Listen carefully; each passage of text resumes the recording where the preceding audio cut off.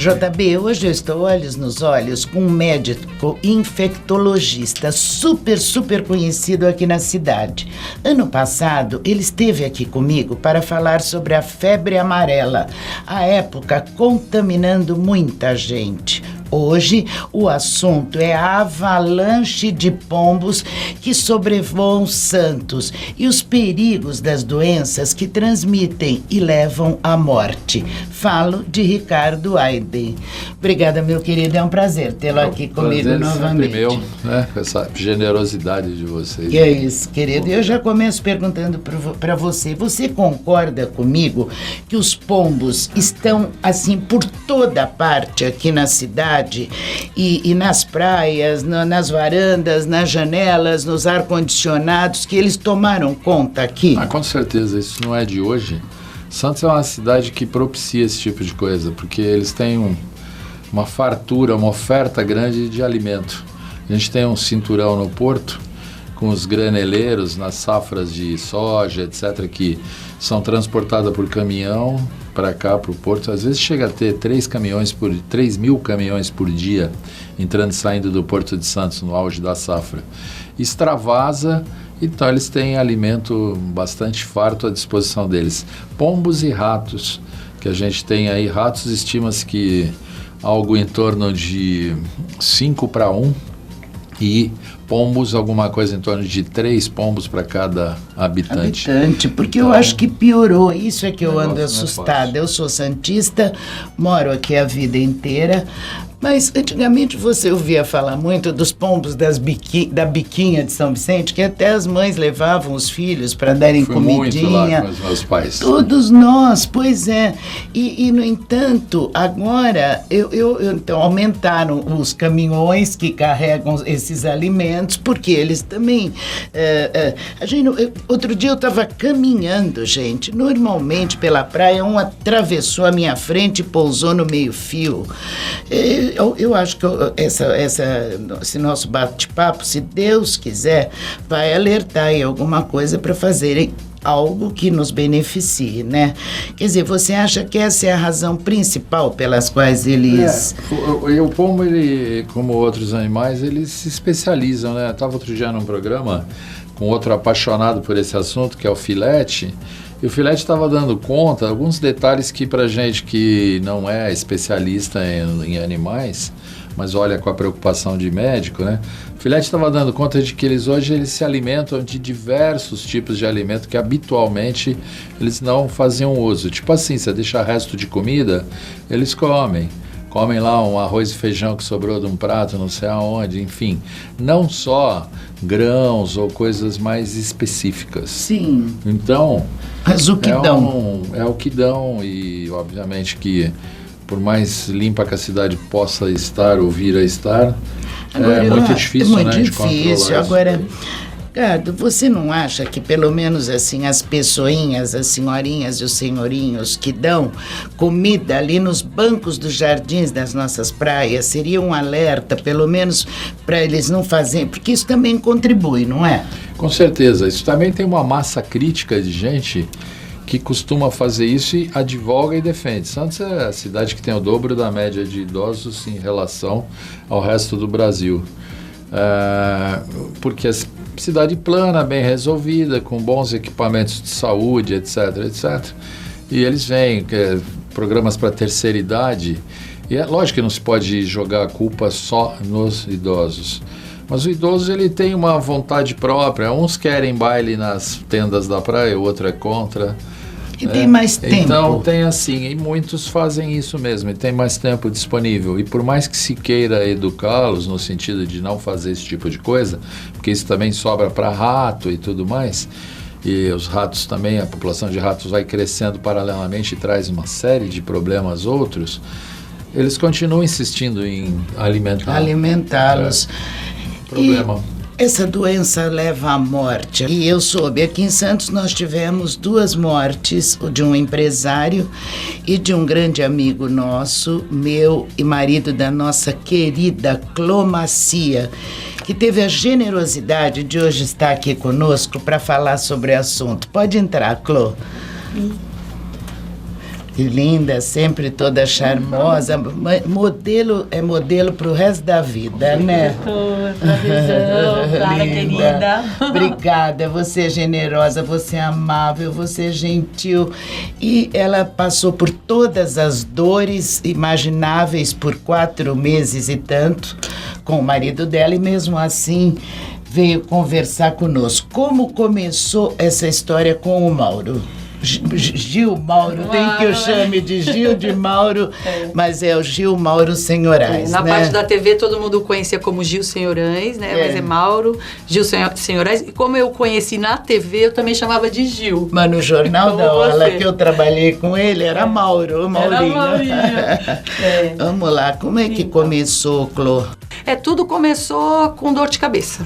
Uma dor de cabeça diferente, ele nunca se queixou de dor de cabeça, ele falou, nunca tive dor de cabeça, mas é uma dor de cabeça forte, não consigo nem colocar a cabeça no travesseiro. Antes ainda, ele já tinha reclamado da visão, que ele não estava enxergando muito bem ao fotografar, ao filmar, ele falou, tô vendo embaçado, às vezes é um embaçado estranho, eu falei, nós precisamos ir no oftalmo. Você passou dos 40, deve estar precisando de óculos, como todo mundo, né?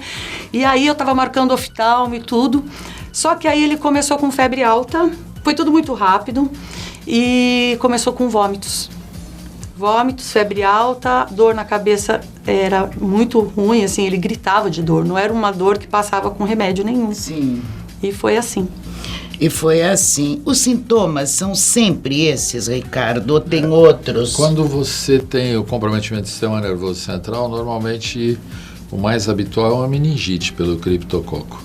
Mas você tem criptococose em outras localizações. Eu tenho alguns pacientes que a gente faz segmento de longo prazo, em especial lá no ambulatório do Guilherme Álvaro, pessoas que contraíram a criptococose na sua forma pulmonar, fizeram bola fúngica, se teve tempo e maneiras de se diagnosticar e resolver com o tratamento convencional.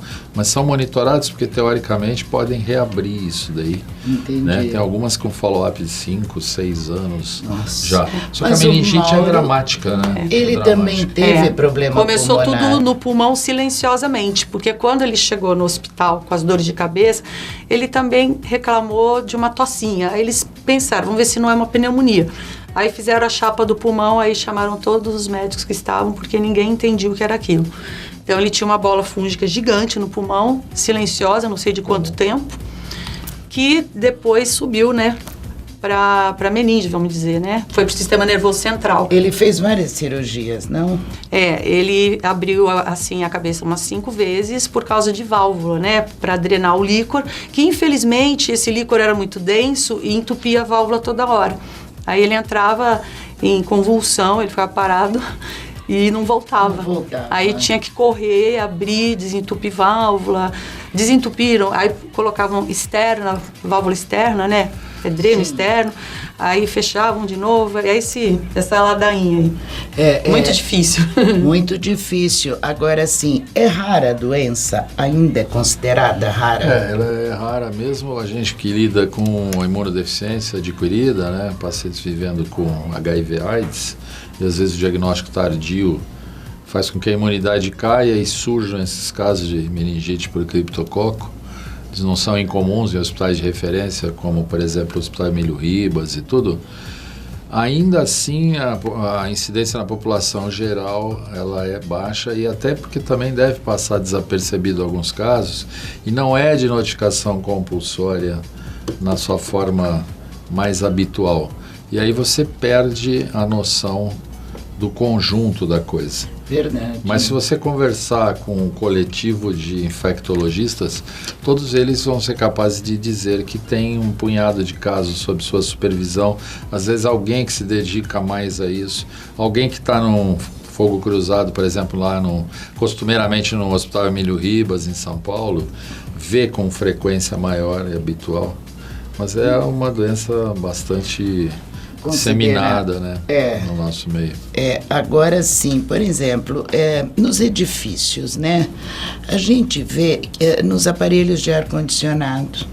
Eu, às vezes, estou tomando meu café da manhã, eu olho para o prédio do lado, tem 5, 6, e eles defecam ali, que vai indo pingando pelas janelas outras, porque, pelo que vocês falam, de pulmão, vamos supor, pode também pela aspiração, só pode acontecer. Sim. Da pessoa o Gil deve ter sido pela aspiração, né? Porque foi pro pulmão. Mas você nunca teve certeza do motivo real, né, que o levou. Isso é muito triste, né?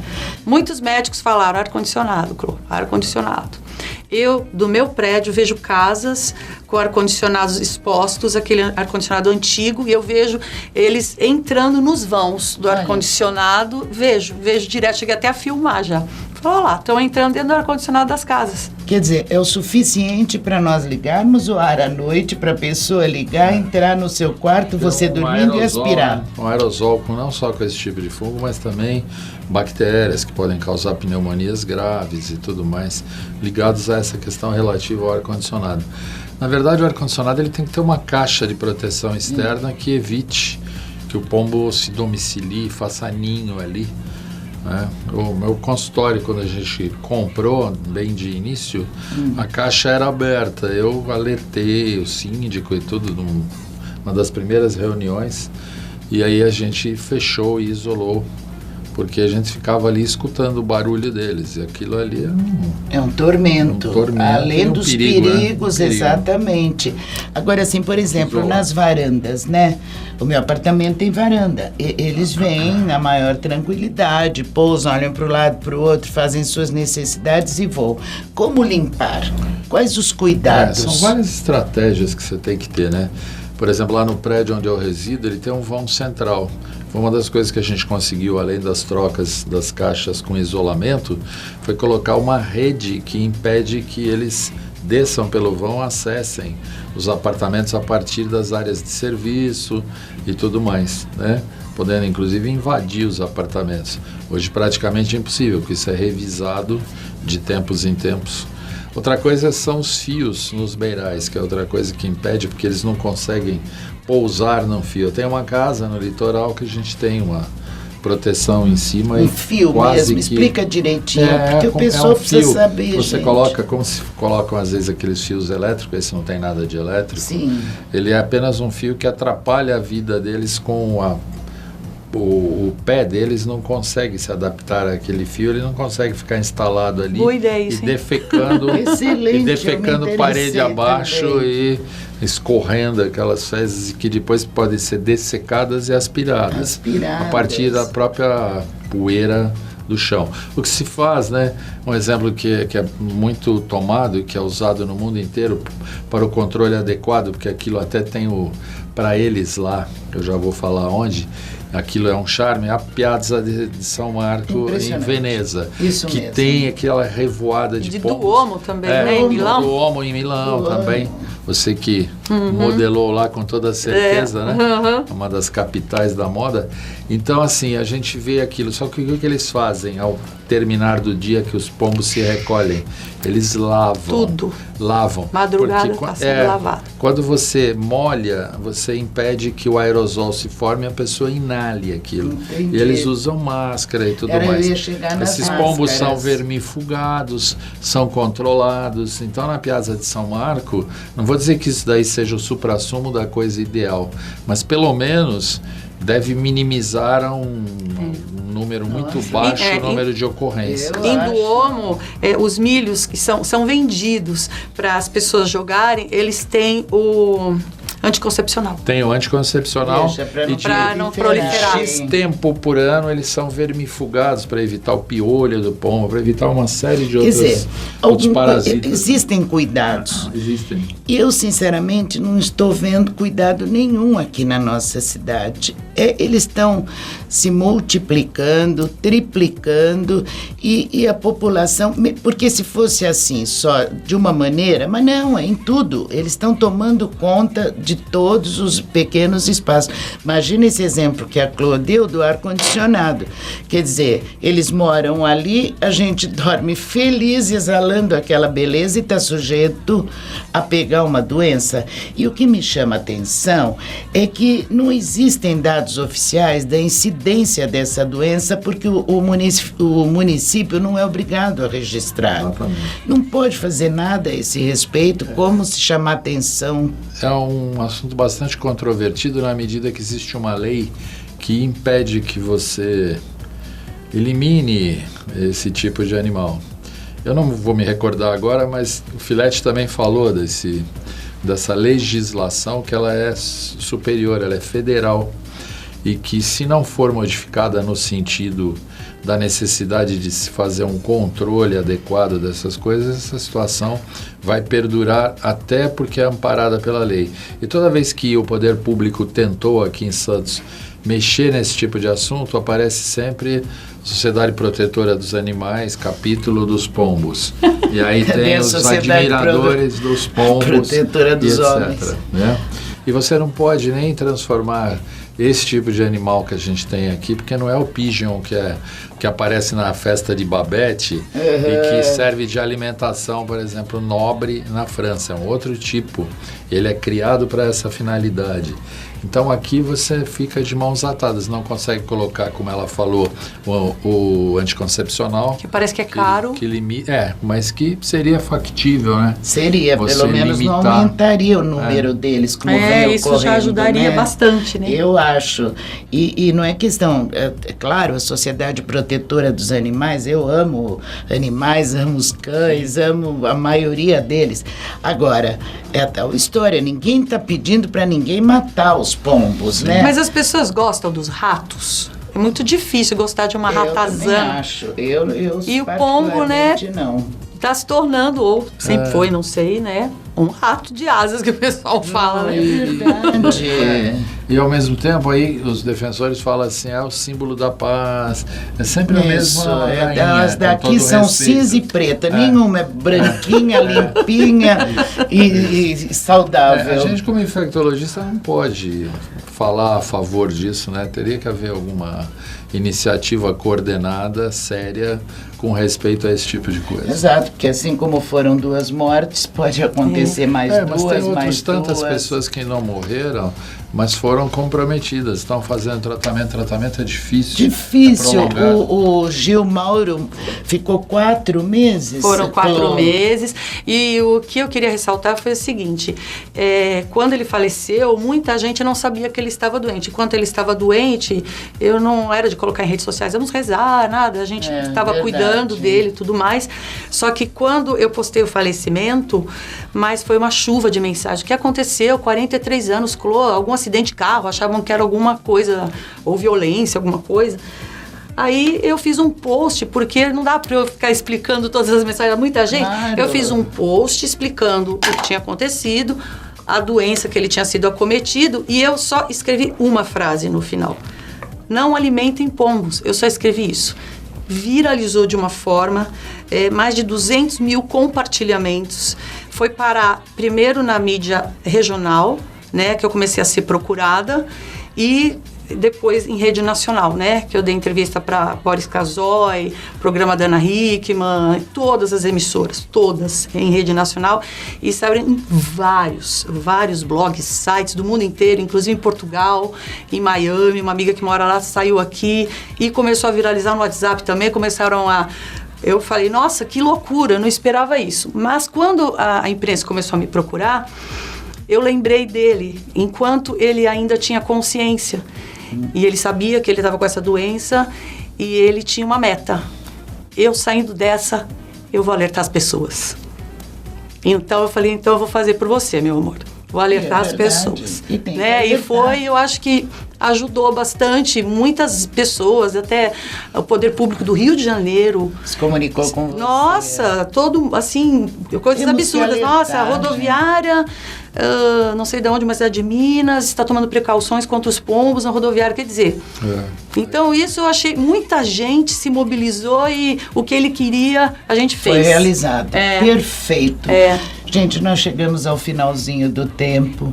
Muitíssimo obrigada, Ricardo. Todas as vezes que nós temos um probleminha maior aqui na cidade, eu corro para você e trago você olhos nos olhos comigo, Obrigado, viu? obrigado pela confiança. Só que assim, ressalte-se o lado triste e preocupante da situação, né? Sem dúvida. Lógico que a sua iniciativa é extremamente positiva. Eu acompanhei também, porque ela está sempre muito bem inserida na rede, e houve mesmo uma comoção de solidariedade, de preocupação, É verdade, de mobilização, né? Agora, o que a gente espera sempre quando vê algo dessa natureza é que isto possa redundar em alguma coisa concreta que ainda não aconteceu. Exato. Porque senão outras pessoas passarão por esse tipo de problema, cataclismo. igual Clomacia, minha linda, minha amiga do coração, muito obrigada. Claro, sabe que eu te amo de paixão, nós somos grandes amigas. É verdade. Foi uma alegria estar aqui com você, alertando mais uma vez sobre esse problema. O objetivo é esse, né? tanto com o Dr. Ricardo quanto com você. E o Dr. Ricardo Gil, adorava o Dr. Ricardo. Ele sempre falava, vou ligar pro Ricardo Aiden. Lá no Guilherme Álvaro, é isso? Eu vou pedir uma opinião, algumas coisas de saúde, às vezes da mãe dele, não sei. E sempre era o seu nome que ele falava. Que bom, viu? Foi o que eu falei na abertura, conhecidíssimo aqui na cidade. Gente, um beijo no coração de vocês, até um próximo, tá? Obrigada. JB, eu acabo de conversar com o Dr. Ricardo Aiden e Clomacia sobre a avalanche de pombos que está aqui pela nossa cidade, que realmente é muito triste, porque até mortes já advieram daí. Para você e para todos que ficaram conosco até agora, um beijo e até o próximo programa.